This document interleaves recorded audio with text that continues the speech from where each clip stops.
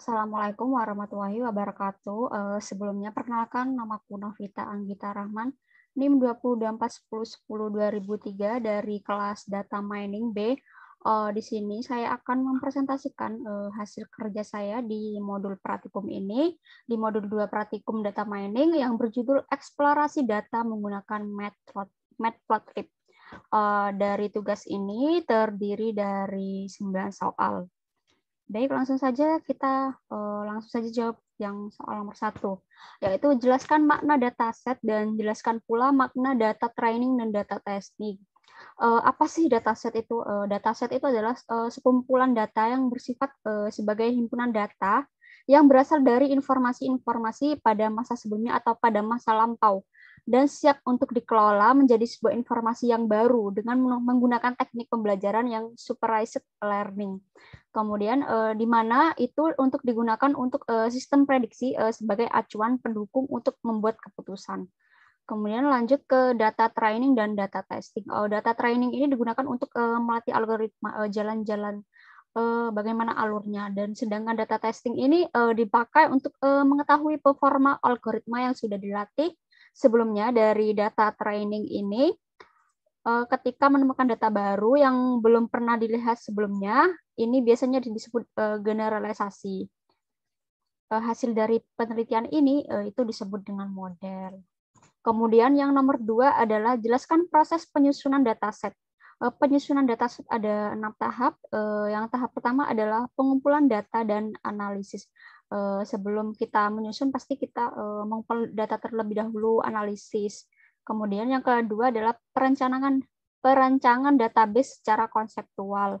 Kemudian yang ketiga adalah pemilihan DBMS. Kemudian yang keempat adalah perancangan database secara logika dengan data model mapping. Kemudian yang kelima adalah perancangan database secara fisik. Kemudian yang keenam adalah implementasi dari hasil kelima tahap ini. Kemudian yang nomor 3 adalah jelaskan makna atribut dataset iris dan jelaskan pula makna kelas dataset iris. Makna dataset iris itu adalah multivariate. Data iris itu terdiri dari 3 spesies, yaitu iris tosa, iris virginica, dan iris versicolor. Di setiap spesies ini memiliki 50 sampel. Masing-masing sampel itu memiliki 4 fitur, yaitu petal length, petal width, sepal length, dan sepal width, seperti ini. Yang sudah kita install dari Google Drive yang telah diunggah di MMP, seperti ini. Kemudian kita lanjut ke soal nomor 4, yaitu masukkan dataset iris sebagai array 2 dimensi di NumPy, pisahkan setiap kelas di array yang berbeda, yaitu Stosa, Versicolor, Virginica, dan Unknown. Langsung saja kita ke Google Colab ya. Oke, langsung soal nomor 4. Saya ekspor terlebih dahulu. Yang nomor 4 adalah terlebih dahulu kita mengimport CSV. Nah, data Excel ini yang awalnya berformat Excel, kita ubah terlebih dahulu menjadi CSV. Nah, kalau dibuka di Notepad seperti ini. Nah, seperti ini, kita import terlebih dahulu. Kemudian import NumPy-nya untuk membuat array 2 dimensi ini. Kemudian kita buat variabel fname data iris CSV ini. Nah, sebelum masukkan ini, kita alangkah baiknya kita ini mengupload terlebih dahulu data yang kita udah ubah, yang awalnya Excel menjadi CSV, kita upload di sini. Nah, di sini untuk menguploadnya, upload ke penyimpanan sesi ini, nanti tunggu sampai selesai, seperti itu. Maka akan seperti ini. Nah, kita masukkan vname ini, masukkan nama file CSV-nya, yaitu di sini nama fileku itu data iris CSV, seperti itu. Kita with open vname ini dengan mode R dibaca alias file. Nanti kita buat data untuk menampung array-nya. Array ini kita jadikan array kan list. Kita nanti dengan delimiter titik koma. Seperti ini. Delimiternya pemisahnya adalah titik koma, seperti itu. Kemudian kita buat variabel stosa, dikarenakan ini buat stosa, Versicolor, Virginica, dan Unknown. Di sini np array.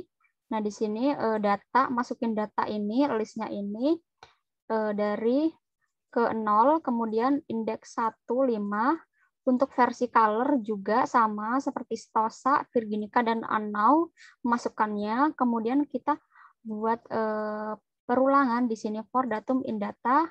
Jika data ini 5, ini strip ini buat pemisah di sini. Di sini kan biar tidak gabung seperti itu. Stripnya buat pemisah, tidak sama dengan stosa, maka digabungkan stosa dengan datum yang telah dibuat tadi. Ini sama juga untuk yang bawah ini sama stosa, versi color, Virginica, dan Annau. Kemudian kita print satu-satu ya dari stosa dulu. Oke. Nah, ini hasil dari stosa dari array 2 dimensi yang sudah kita buat. Ini hasil dari data-data stosa. Petal width, ada petal width, petal length, sepal width, sepal length. Seperti itu.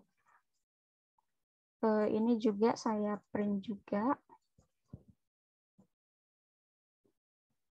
Untuk yang lainnya juga sama. Nah, ini apa stosa dim? Ini membuktikan kalau yang kita buat ini sudah 2 dimensi seperti itu.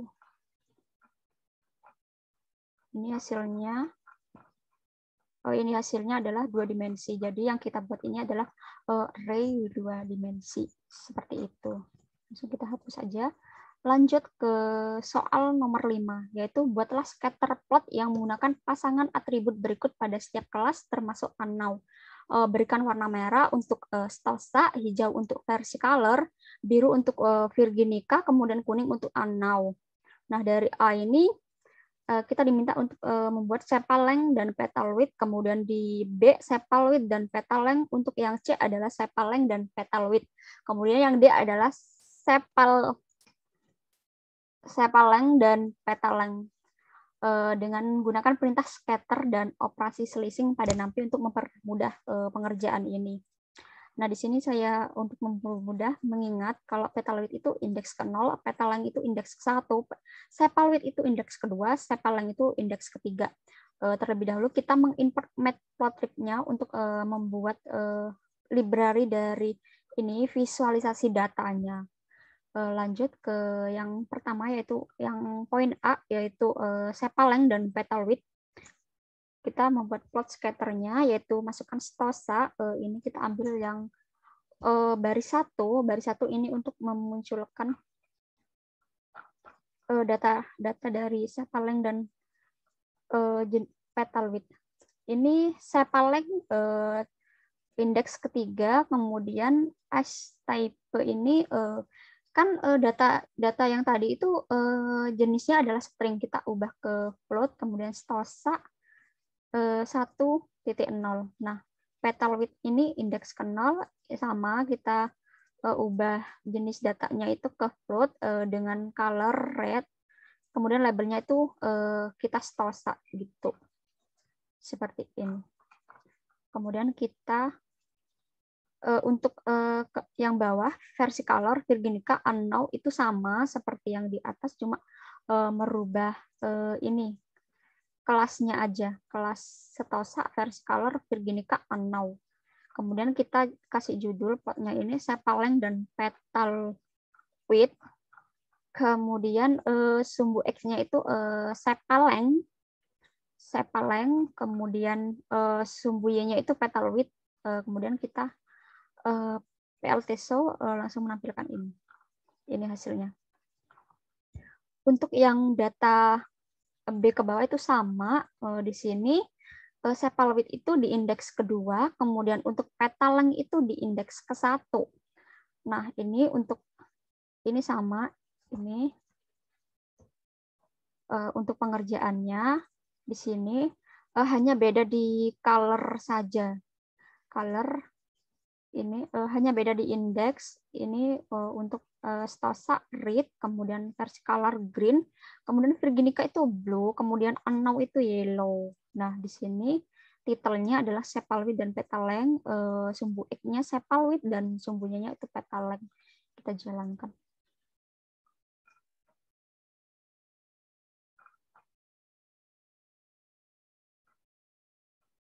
Oh, mohon maaf, ini belum aku komen.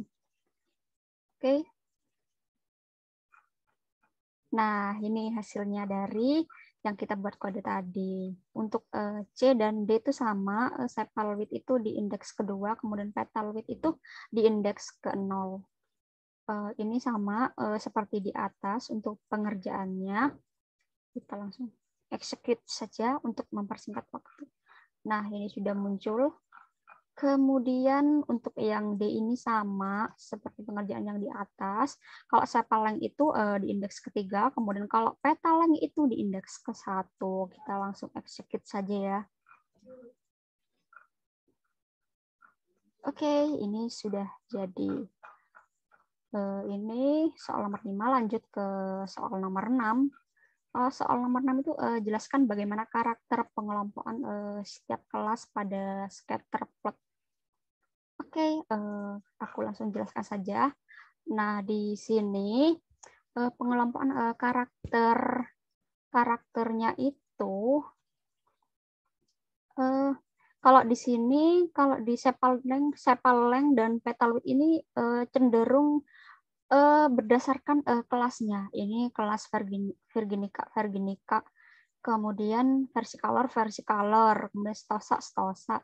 Ini unknown, ini menyebar. Kemudian untuk sepal width dan petaleng ini sama untuk karakter pengelompokannya ini berdasarkan kelasnya Virginica, versicolor, ini stosa gitu. Untuk sepal width dan petal width sama juga, ini pengelompoknya berdasarkan kelasnya. Ini ada Virginica, ini cenderung mengelompok. Ini ada versicolor, ini mengelompok juga. Kemudian ini stosa juga mengelompok. Kemudian yang terakhir adalah sepaleng dan petaleng. Di sini untuk karakter pengelompokannya ini berdasarkan kelasnya. Di sini Virginica cenderung bergelombol di kelas Virginica, kemudian versicolor juga cenderung bergelombol di kelas bersama dengan versicolor, kemudian stosa gitu. Kemudian lanjut ke soal nomor 7. Perhatikan data yang berjenis unknown. Jelaskan bagaimana cara meramal jenis data unknown ini. Dikarenakan ini visualisasi ya, jadi kita bisa lihat kalau unknown ini cenderung kalau di sepaleng dan petal width ini, unknown ini bisa dijadikan stosa karena pada ini jenis stosa, kemudian juga ini versicolor, kemudian untuk sepal width dan petaleng ini cenderung ke stosa juga, kemudian ke versicolor juga. Kemudian untuk sepal width dan petal width data unknown ini ke stosa juga, bisa dijadikan data ini kelas stosa, kemudian ini kelas versicolor yang warna hijau ini. Kemudian untuk sepaleng dan petal width di sini unknown ini cenderung ke stosa juga sama versicolor seperti itu. Seperti itu untuk meramal jenis data unknown. Kemudian lanjut ke soal nomor 8. Buatlah paralel di sini. Buatlah paralel koordinat plot dari data yang berkelas stosa, versicolor, Virginica. Berikan warna merah untuk stosa, kemudian hijau untuk kelas versicolor, biru untuk kelas Virginica. Gunakan perintah plot dan operasi slicing pada nanti untuk mempermudah pengerjaan ini. Nah, di sini kita buat variabel X ini untuk data-data sepaleng, sepal width, petaleng, petal width. Nah, di sini ada Y, stosa 1, 3, kita jadikan float, stosa 1, 2, ini diurutkan per indeksnya 1 sampai 0 yang aku buat tadi di sini. Kemudian kita ini sama, nggak apa-apa meskipun variabelnya sama, tapi ini cuma beda di read saja. Ini kemudian variabel A, PLT plot, XY, color-nya warna red, kemudian length style-nya itu ini pemisah sama titik. Untuk membuat sebentar masih di execute. Nah, ini untuk membuat ininya labelnya itu stosa seperti ini. Kemudian untuk yang ini untuk pengerjaannya sama seperti di atas, cuma beda di color aja. Kemudian untuk ini blue, kita bikin variabel untuk menggabungkan ini. Kemudian kita show, maka seperti ini hasilnya. Kemudian soal nomor 9.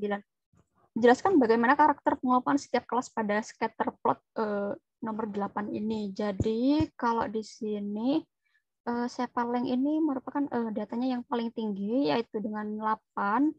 Kemudian Sepalwidth ini cenderung, kalau untuk yang datanya yang paling bagus itu adalah Petalength dan Petalwidth, dikarenakan untuk pengelompokan setiap kelasnya itu lebih cenderung tidak bergelombang jelas. Kalau Petalength dan Petalwidth ini berbeda dengan Sepalength, dan Sepalwidth ini cenderung menggerombol seperti itu. Mungkin itu yang bisa saya jelaskan dari tugas modul 2 ini. Kurang lebihnya mohon maaf. Wassalamualaikum warahmatullahi wabarakatuh.